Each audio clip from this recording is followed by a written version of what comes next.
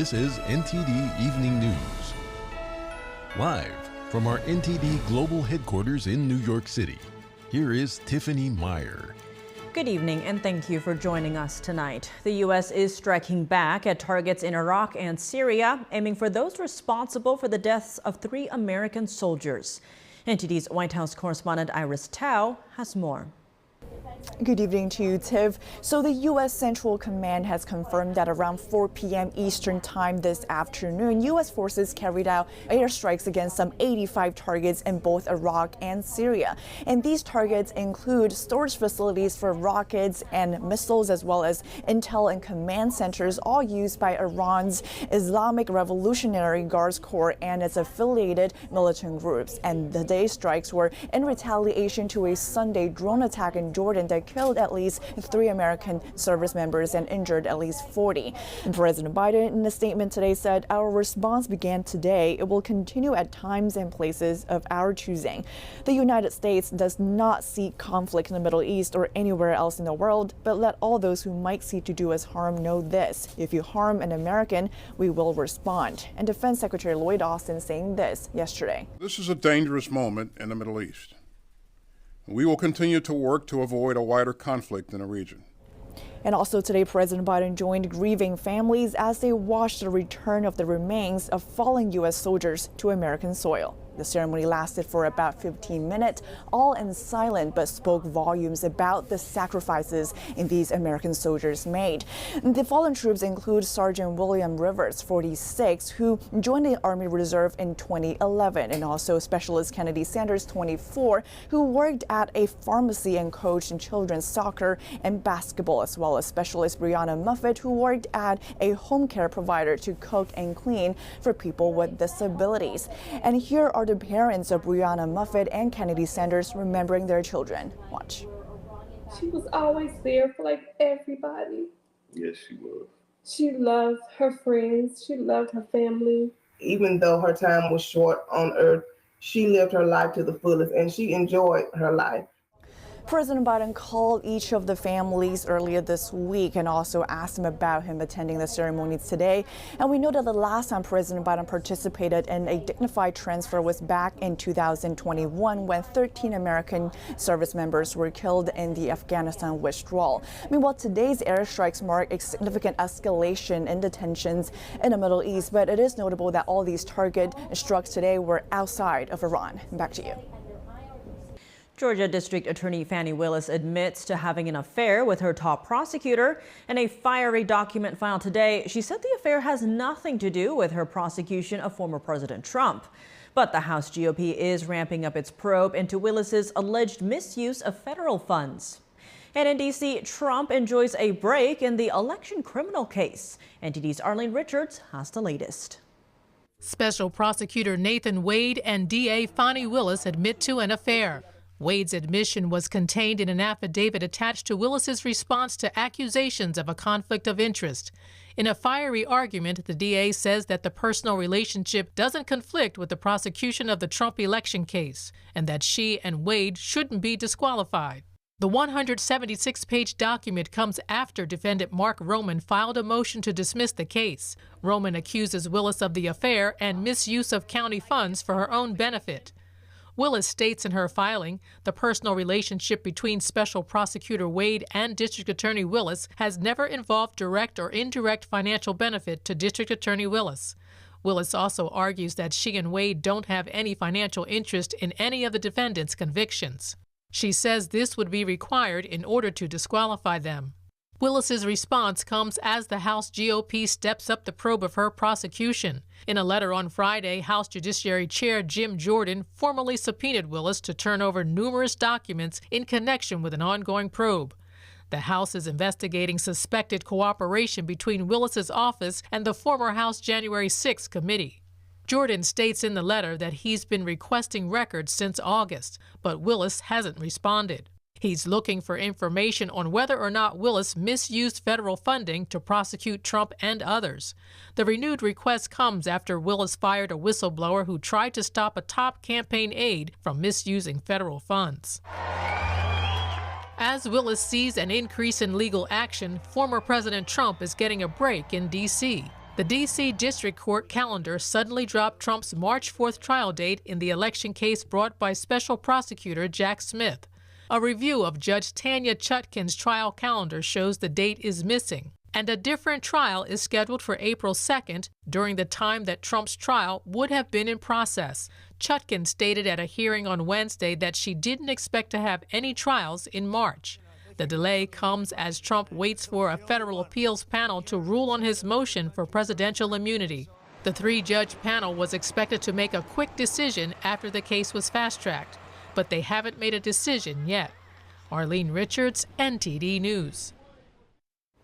Closing arguments concluded today for the mother of the Oxford High School shooter Ethan Crumbley. Jennifer Crumbley took the stand for the second day in a row in her involuntary manslaughter trial. Crumbley is the first parent in the U.S. to be charged for a mass shooting committed by her child. During testimony, the mother claimed that she was a hypervigilant helicopter parent who was close to her then 15-year-old son Ethan. But prosecutors said she was instead negligent for ignoring his mental condition and gifting him a gun, the one he used 4 days later in the shooting.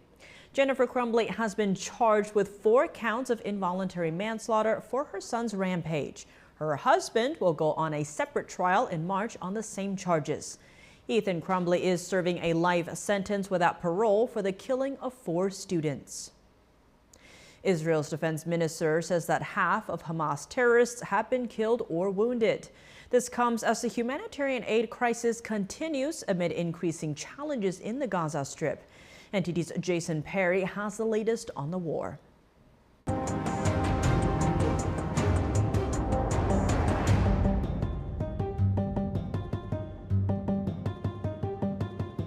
A terrorist carrying a rocket-propelled grenade launcher makes his way towards Israeli troops in what appears to be another video released by Hamas terrorists.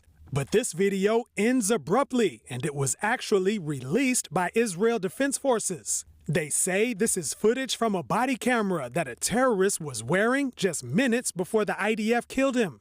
On Friday, the Israeli Commando Brigade, which released this video, reported killing several armed terrorists as they strengthened operational control in western Khan Yunis. Since the war began in the Gaza Strip, about 20,000 terrorists have been killed or injured, according to Israel's defense minister, and about 20,000 terrorists are still active in the Gaza Strip. This commanding officer operating in central Gaza reported on a recent discovery. We are here in the heart of a residential area. Hamas established a facility and a lathe for the production of rockets. We will search and destroy all of Hamas's weapons.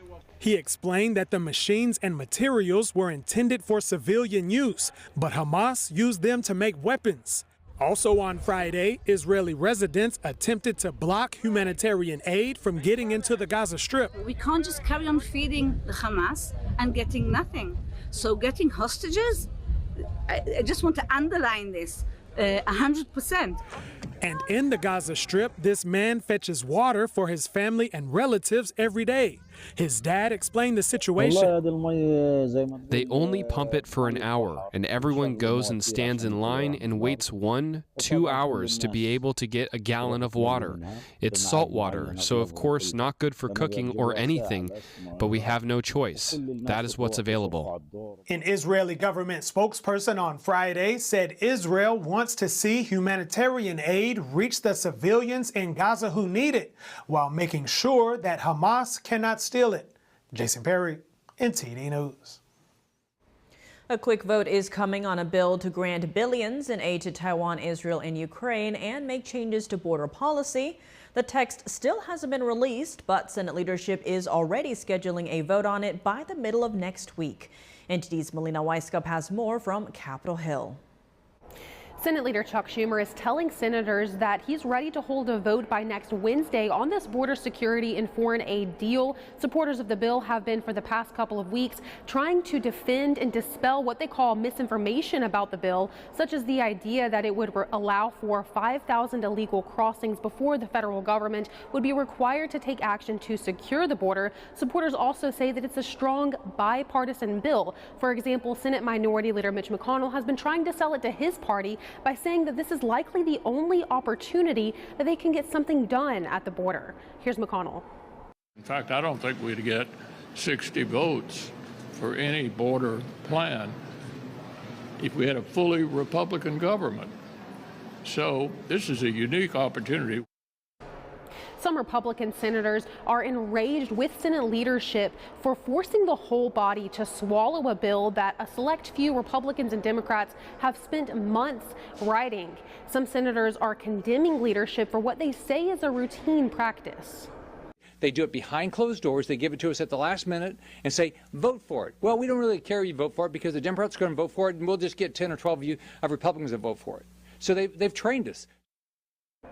Similarly, Senator Mike Lee took to Twitter to rant. We'll read you a little bit of what he said. He said there's no universe in which the Senate could thoroughly debate and revise a bill of this magnitude that will fund military operations in 3 distant parts of the world and make massive permanent changes to immigration law.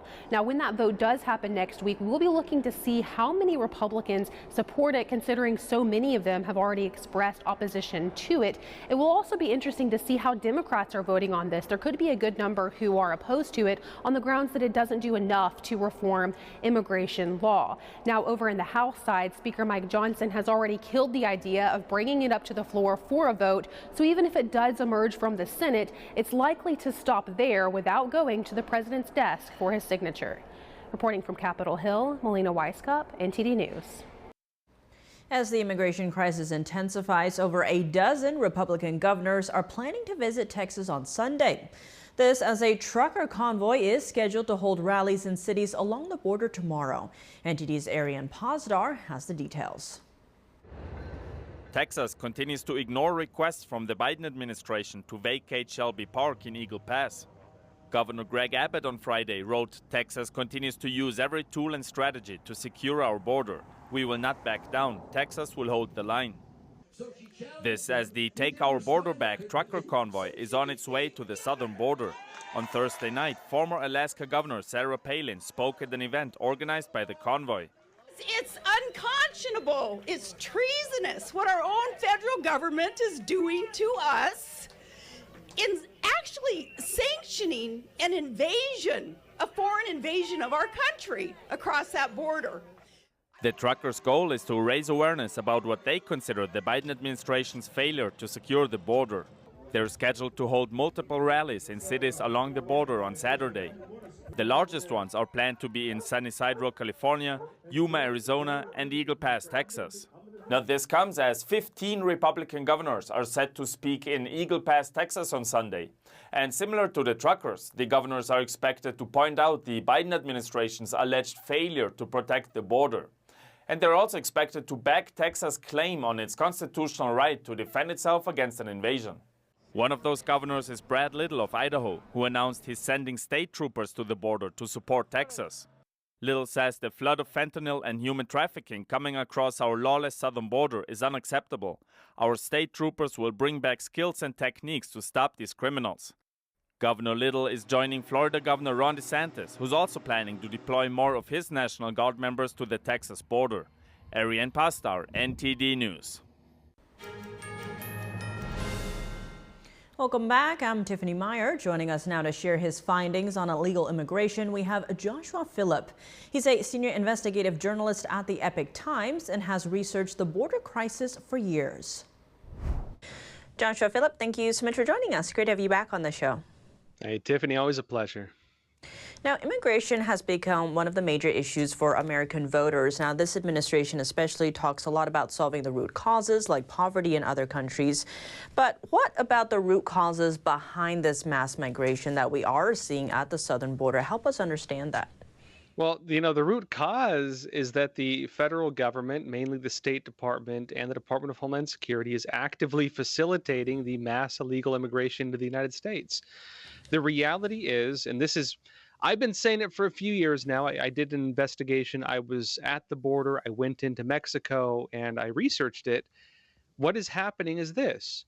The United Nations is running the border crisis, and they're doing it using American taxpayer dollars.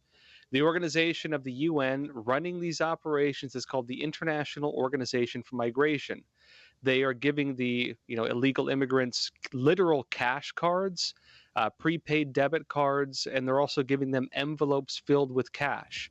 This was called the conspiracy theory and fake news, before, but just recently the United Nations 2024 budget was released, and it's in there. And without a doubt, this is exactly what is happening. They are paying people cash and giving them cards to illegally travel to the United States. Once they get to the border, they then hand off a lot of these operations to various NGOs, nonprofit organizations. There's Hebrew groups, there's Catholic groups, there's Lutheran groups, there's all these different religious groups running these nonprofit organizations, which are not necessarily tied into the entire religions, but are people operating these at least under the name of religions, which of course gives them some additional legal protections. They are then busing, shipping, flying, and so on these illegal aliens all around the entire United States. And these organizations also get money from the United States in the form of our tax dollars, and they're also working under the coordination of the International Organization for Migration. In fact, they're even listed as members publicly on the under IOM. At the same time, too, the IOM, International Organization for Migration, has a joint office working directly with the U.S. State Department to coordinate these operations. And so in no way is this organic. This is a well-operating, very intended, it's intended to do this, operation meant to facilitate the bringing in of millions of people into the U.S. Quite concerning indeed. You mentioned that U.S. tax dollars are helping to fund all of this. Why is the UN doing this? What's the reason here? You hear two different narratives. Of course, they're talking about the humanitarian crisis, and they're saying that these are the narrative they're using to get a lot of these individuals refugee status and so on, is they say that they are climate refugees. They just, using the narrative of climate justice, they can claim that these individuals are fleeing the damage of climate change. In reality, if you listen to what the individuals kind of leading the circus are saying, what they will say is that this is meant to create global equity. They want to create a form of global equality, and that means balancing out the wealth of the first world nations, mainly the United States, Canada, and Western Europe, with the lack of wealth of many of these poorer countries. And so by flooding the United States, Western Europe, Canada, and other countries with the poorest of the third world countries, they believe they can start creating a form of global equity. The other form of that is what they call, and the CCP is pushing this, as is Russia, by the way, the overthrowing of what they call the unipolar world order. It sounds in a way like the loss of freedom or the fabric that the United States was founded upon. Given that this is now openly stated in the UN's 24 budget, what can Americans do who don't want their tax dollars going to this? Well, the funny thing with the border crisis is that it's technically a bipartisan issue. A lot of Democrats don't like it either. New York, Chicago, California, they're going bankrupt paying for it. They don't have the money for it. And you have to ask yourself, what makes it so important that the federal government is even suing Texas if they try to secure the border? They're trying to maintain the open border policy. What makes it so important to the federal government that they're willing to bankrupt New York? They're willing to cause, crime and chaos in a lot of areas. They're willing to risk people's lives, sending them to Chicago where it's freezing cold and where you'll die if you're stuck on the streets. It's so important to them that they're willing to do all of this. So what is it that they want? What is the real agenda for it? The money that is meant to help Americans is being denied to Americans and being given to illegal aliens, violating the laws of our country, with what appears to be an intent to, lower the living standards of the United States and create a system of global equality where we've been lowered from our position. The quality of life becomes worse in order to benefit other countries. And I don't think that's in the interest of most Americans, personally. And given that, what can Americans do if they do want to change this? Well, I think the biggest thing in America we have is, of course, the fact that we still have elected government, at least for now. And I do think you should let your elected leaders know if you support it or don't support it. Call them, email them, let them know what's happening, because we now know for a fact that, yes, American tax dollars are being spent on this. Yes, this is a coordinated operation between the U.S. and the United Nations, and they can't deny it anymore. Joshua Phillip, thank you so much for your time. Hey, pleasure. Thank you. Connecticut plans to eliminate medical debt for 250,000 residents, becoming the first state in the U.S. to undertake such an initiative. This adds up to roughly $1 billion in canceled medical debt. The plan will be achieved using a portion of the 2021 American Rescue Plan Act. This act was introduced to assist the U.S. in combating and recovering from the pandemic. The program is set to begin in June. It focuses on single parents and lower-income residents. In case you own a Tesla, nearly all of them in the U.S. have a recall issued. Warning lights on the instrument panels have been cited as being too small by regulators. Luckily, the fix can be done by an online software update. NTD's Jason Blair has the details. Nearly 2.2 million Tesla vehicles will need a software update to fix the size of some instrument panel warning lights. This accounts for nearly all Teslas in the U.S., so if you own one made from 2012 to 2024, there's a good chance you'll be notified about it. The National Highway Traffic Safety Administration, or NHTS, says they found the problem on January 8th. Owners will be notified by a letter starting March 8th. The NHTS stated the font size for the brake, park, and anti-lock brake warning lights are too small for federal safety standards. They say it could make critical safety information hard to read and increase the risk of a crash. Tesla says there have been 3 warranty claims possibly related to the recall, but no reports of any injuries or crashes. Tesla was the top electric vehicle seller in the U.S. and the world last year.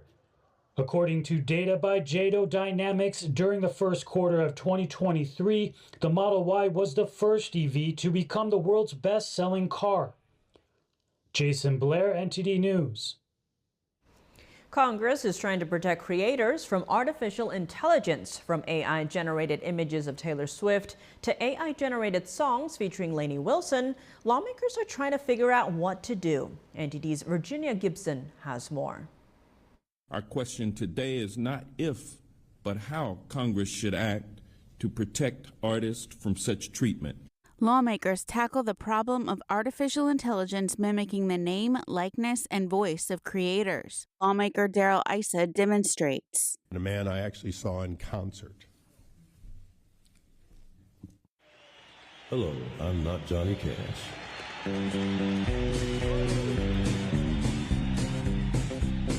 I'm a Barbie girl in a Barbie world. Life is plastic, it's fantastic. Issa says Congress needs to figure out legislation to decide whether this is legal or illegal and whether Johnny Cash's estate should be compensated. I see this ad, said I had lost 70 pounds from these weight loss gummies.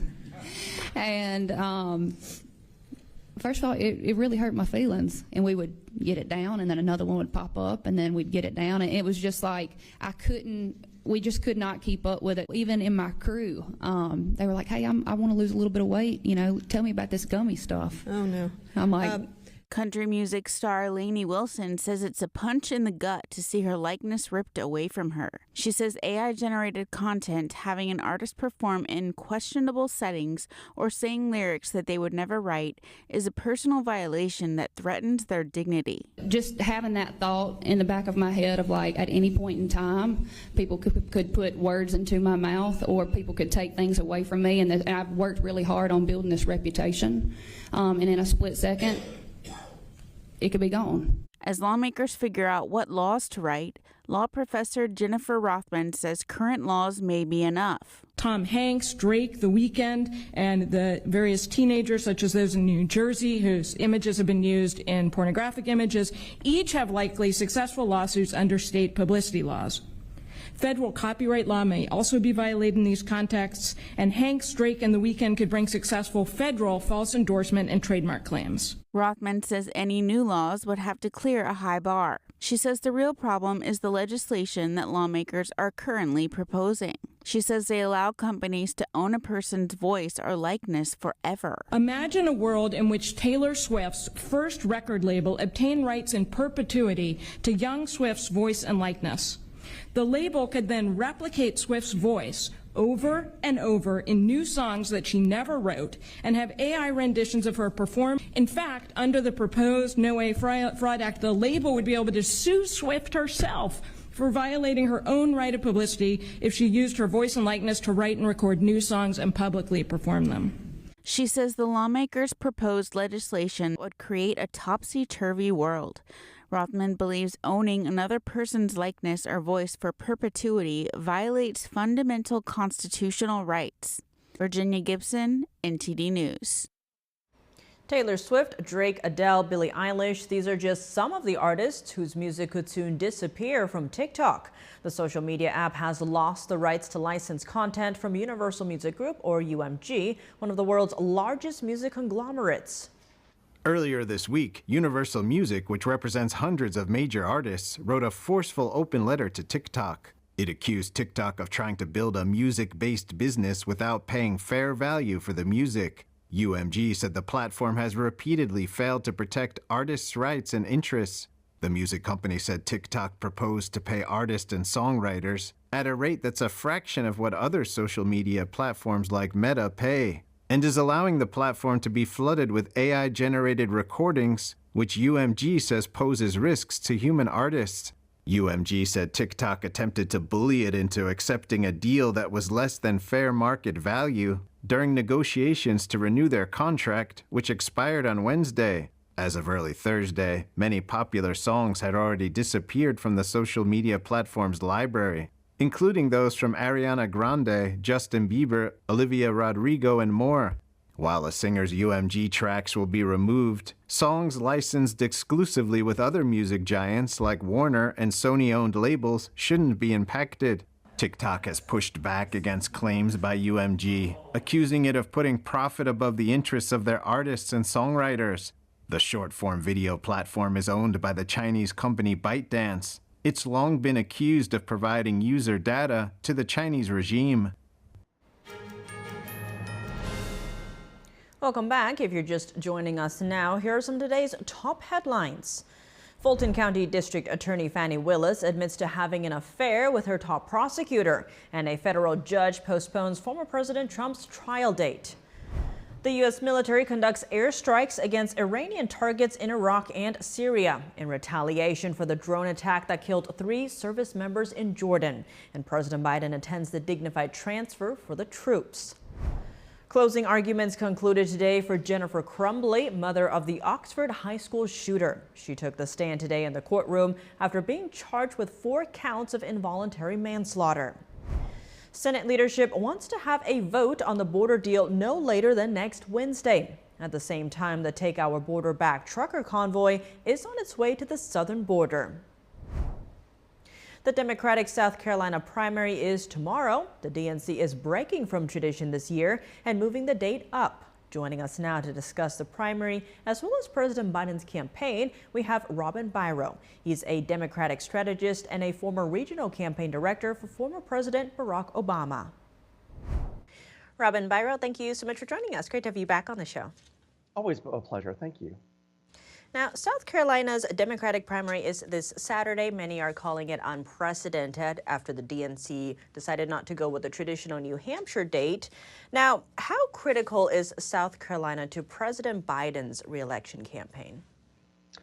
I mean, he's got South Carolina in the bag, but South Carolina delivered him a decisive win and changed the trajectory of his campaign the last go-round. So that's why basically they're returning the favor. President Biden, the Biden administration, and frankly, DNC Chairman Jamie Harrison. So that's what this is about, but Biden has this one in the bag. Now, on the flip side, reports are saying that Nikki Haley's bid could involve getting Democratic votes from South Carolina. How plausible do you see that? What would be the reason for that support?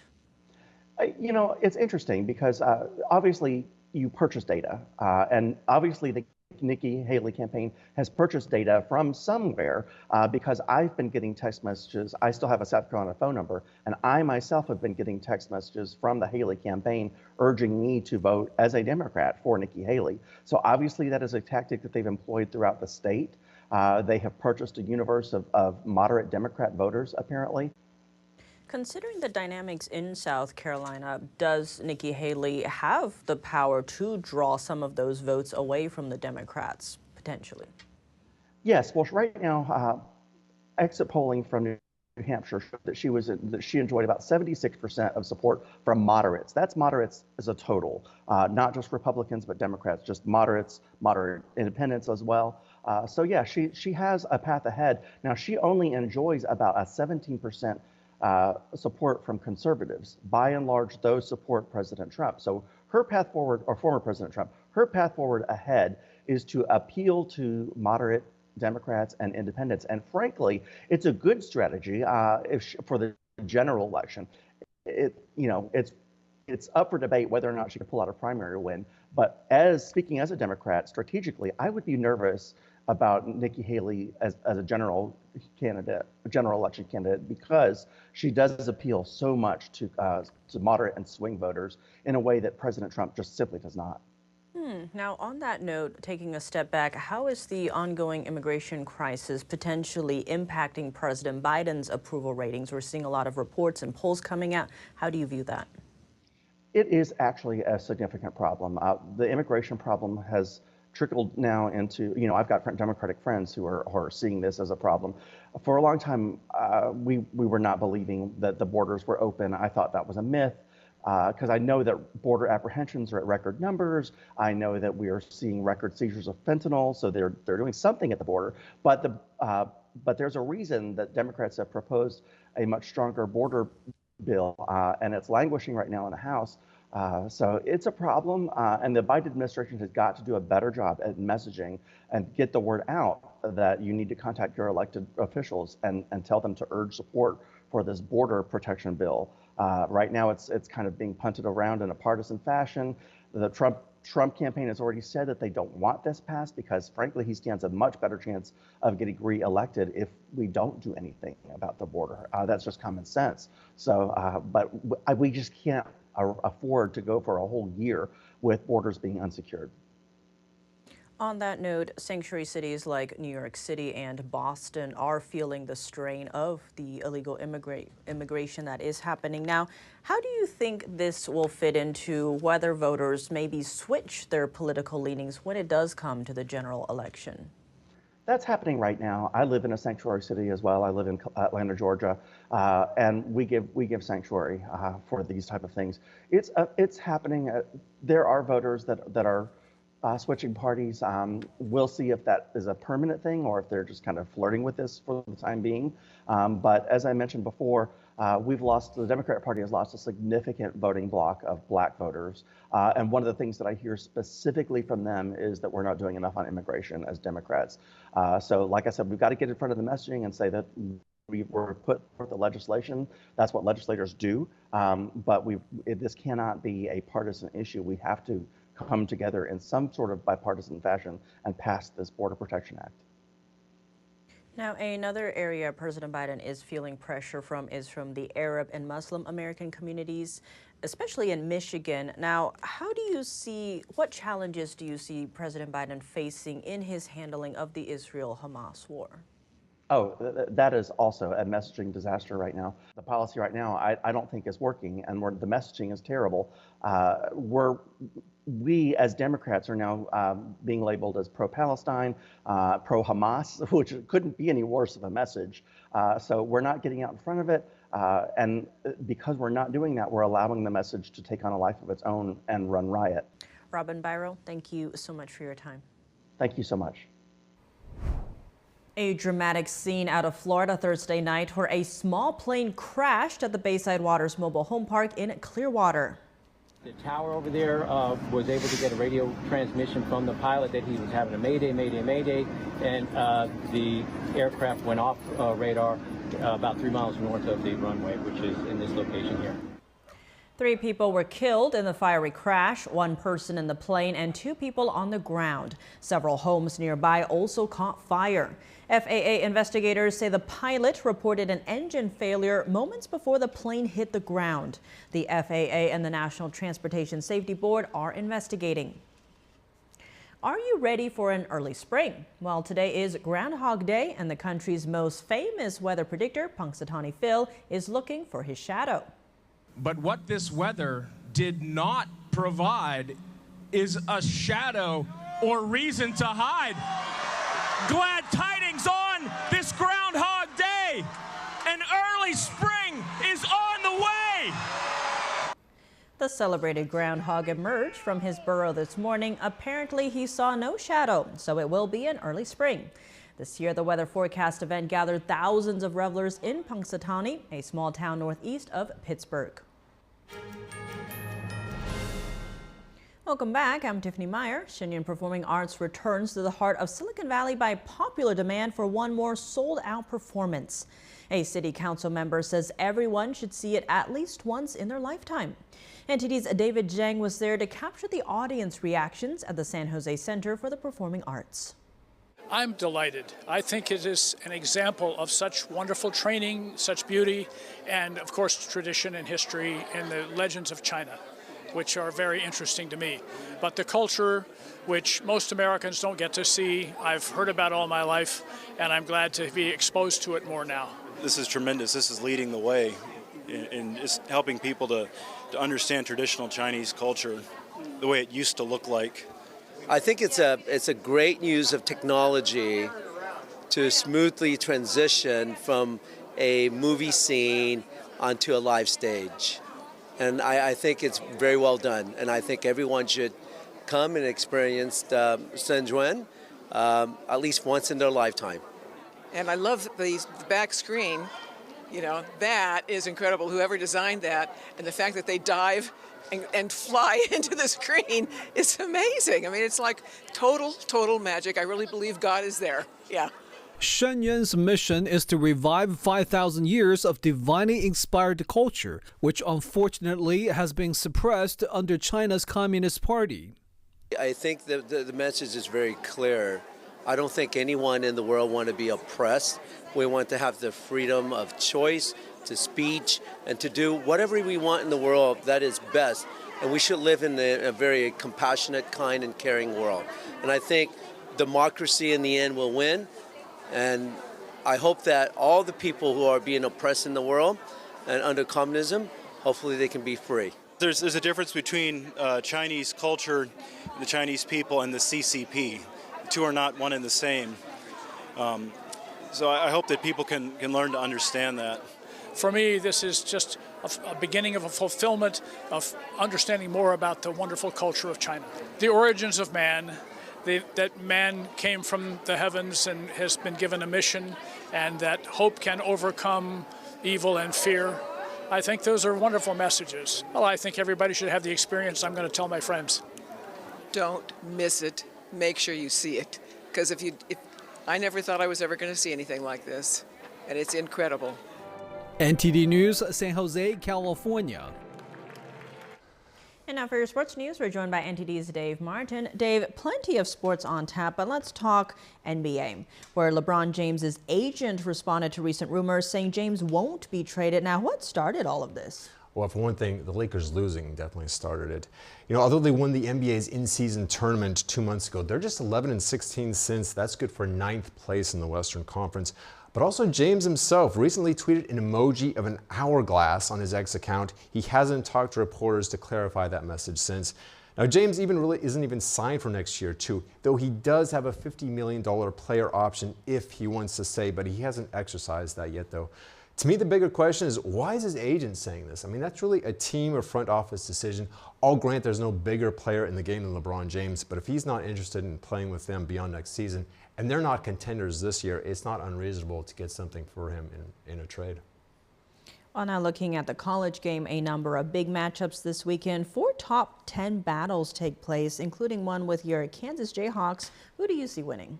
Yeah, 8th-ranked Kansas hosts 4th-ranked Houston. Now, having seen Kansas play quite a lot this year, They're not quite the top tier team we thought they were heading in, but they're still tough at home. I think they squeezed past Houston in a tight one. Then you have 5th ranked Tennessee taking on number 10 Kentucky. Kentucky is fun to watch with their team speed, but I'm giving the slight edge to the Vols and transfer star Dalton Knecht. Then you have the greatest rivalry in college basketball. 7th ranked Duke plays at number 3 North Carolina. This is the 49th time they've met as top 10 opponents, and amazingly, they split the first 48 of those matchups. Now, Carolina has really been on a roll. They're first in the ACC. I think they take this one too. Sunday, you have number 2 Purdue playing at 6th ranked Wisconsin. It's so hard to stop the Boilermakers with 7'2" center Zach Edey. He really can't be guarded one-on-one by anyone. I think he leads them to a win in that one as well. Well, now shifting gears to football, no NFL playoff games on this weekend, but we do have the Pro Bowl instead. Now, ratings were down last year when they had a flag football game. Is that here to stay? Yeah, I think so. I mean, tackle football is just too dangerous for what should be an all-star game exhibition. No player wants to get injured in this game, and certainly no NFL team owner wants to see their star players get injured here. Now, even when it was tackle football, the game certainly didn't have as much competitive fire, which made for lower TV ratings. I mean, baseball's all-star game generally draws a bigger crowd, and that's about the only time baseball outdraws football. But what the NFL has done is surround the game with some fun skills competitions that pit one conference against the other, like they have the passing skills challenge. They also have dodgeball. There's a high stakes game where players have to catch punts with footballs already in their hands. So there's a lot to see besides the actual flag football game.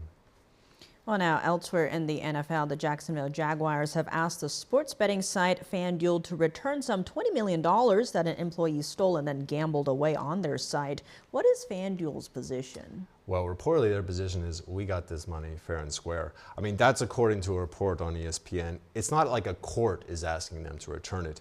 What happened is that a Jacksonville Jaguars employee had a team credit card and transferred a lot of money from it directly to Fanduel over a 3.5-year period. Reportedly, it was Fanduel themselves, though, that tipped off the NFL to this employee's betting. We don't know what about his bets tipped them off, but apparently he was not very good at it. In fact, I don't know if I can underscore this enough. He was reportedly so legendarily bad or even careless at gambling, other players actually made a point of seeking out contests against him. I mean, this is like Homer Simpson as a blackjack dealer, apparently. Now, under federal law, FanDuel does have an obligation to make sure funds used for sports betting are legally obtained. But the regulations aren't as clear for daily fantasy betting, which is apparently what this was. So this might not be over yet. Quite fascinating indeed, Dave. As always, thanks for joining us. Thank you, Tiff. And that's all for today's news. Thanks for tuning in. I'm Tiffany Meyer. Good night.